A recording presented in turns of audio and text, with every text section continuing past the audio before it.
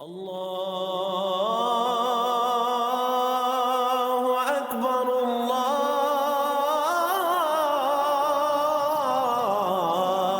اکبر۔ اعوذ باللہ من الشیطان الرجیم، بسم اللہ الرحمن الرحیم۔ فکر اقبال میں تمام ساتھیوں کو خوش آمدید۔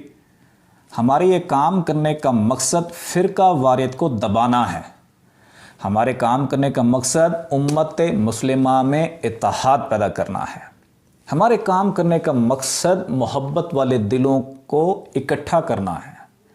ہمارے یہ کام کرنے کا مقصد کسی مذہب یا فرقے کی دل آزاری نہیں ہے۔ صوفیزم کا پیغام ہے، محبت کا پیغام ہے، دل کا پیغام ہے، روحانیت اور عشق کا پیغام ہے، اور عشق والوں تک پہنچانا مقصد ہے۔ ہمارے معاشرے میں دیکھتے ہیں کہ بشر اور نور کا جھگڑا ہوتا ہے۔ ایک طبقہ ہے جو کہتا ہے نبی پاک صلی اللہ علیہ وآلہ وسلم بشر ہیں، ایک طبقہ کہتا ہے نبی پاک صلی اللہ علیہ وآلہ وسلم نور ہیں، اور آپس میں بشر اور نور کے جھگڑے میں ایک دوسرے سے اختلاف رکھتے ہیں، دشمنیاں بھی رکھ جاتے ہیں۔ فرقہ واریت کے اس دور میں ضروری ہے کہ اس بشر اور نور کے کانسیپٹ کو کلیئر کیا جائے کہ حضور پاک صلی اللہ علیہ وآلہ وسلم بشر کیسے ہیں، حضور پاک صلی اللہ علیہ وآلہ وسلم نور کیسے ہیں۔ اس کانسیپٹ کو سمجھا جائے اور اس کی تشہیر کی جائے تاکہ یہ فرقہ واریت اور بشر اور نور کا جھگڑا ختم ہو سکے۔ اگر آپ پڑھیں تصنیف حضرت سخی سلطان بہو رحمۃ اللہ علیہ کی نور الہدا، آپ فرماتے ہیں کہ اللہ تنہا تھا، خود عاشق، خود معشوق، خود عشق تھا۔ اللہ نے چاہا دیکھوں میں کیسا ہوں۔ جب اللہ نے چاہا تو سامنے اپنے آپ کو دیکھا، سامنے عکس پڑا۔ ہمارے عکس میں جان نہیں ہے، ہمارا عکس ہماری حرکت کا محتاج ہے، وہ اللہ کا عکس تھا، اس میں جان تھی، اور وہ عکس روح بن گئی، اور وہ روح مبارک آقا دو جہاں محمد مصطفیٰ صلی اللہ علیہ وآلہ وسلم کی تھی۔ آپ کی ذات مبارکہ جو روح مبارک تھی وہ عین اللہ کا ذاتی نور ہے۔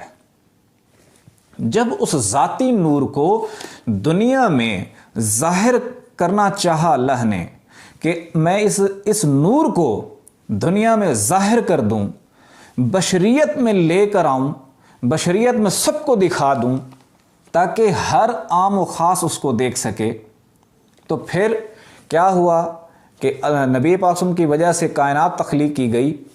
پھر جب آپ کو دنیا میں بھیجنا تھا تو آپ کی والدہ ماجدہ بی بی آمنہ کو شجرۃ النور، جنت میں ایک درخت ہے جو کہ نور کا بنا ہوا ہے، اس نور کا بیج بھی نور ہے، آپ کو وہ نور کا بیج کھلایا گیا، یعنی وہ نور کھلایا گیا جو شجرۃ النور کا بیج ہے۔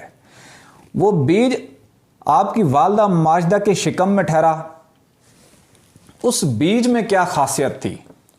اس بیج میں جو یہ صلاحیت تھی کہ وہ آپ کے شکم میں نور سے تربیت حاصل کر کے انسانی شکل اختیار کر گیا، یعنی کہ نبی پاک صلی اللہ علیہ وآلہ وسلم کا جسم مبارک بھی سراپا نور ہے، یعنی کہ حضور کی پیدائش کسی انسانی فعل، انسانی عمل کا نتیجہ نہیں ہے۔ یہ قدرت نے جب اس نور کو ظاہر کرنا چاہا تو کئی پردوں میں رکھ کر ظاہر کیا ہے۔ پھر جسم بھی نور، شجرۃ النور کا جو بیج تھا وہی انسان کی شکل اختیار کر گیا، اس میں یہ خاصیت تھی۔ اب اس جسم مبارک کے اندر جو روح ڈالی گئی، وہ روح ڈالی گئی جو عین اللہ کا عکس تھی، عین اللہ کا سایہ تھا، جس کے لیے اللہ نے قرآن پاک اس میں حدیث مبارکہ میں فرمایا، حدیث قدسی ہے، خلقت الانسان فی صورتہ، میں نے انسان کو اپنی صورت پر پیدا کیا۔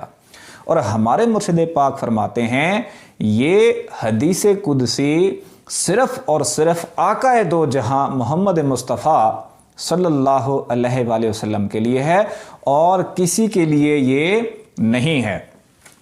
اب جو لوگ قلب کے نور سے آشنا ہیں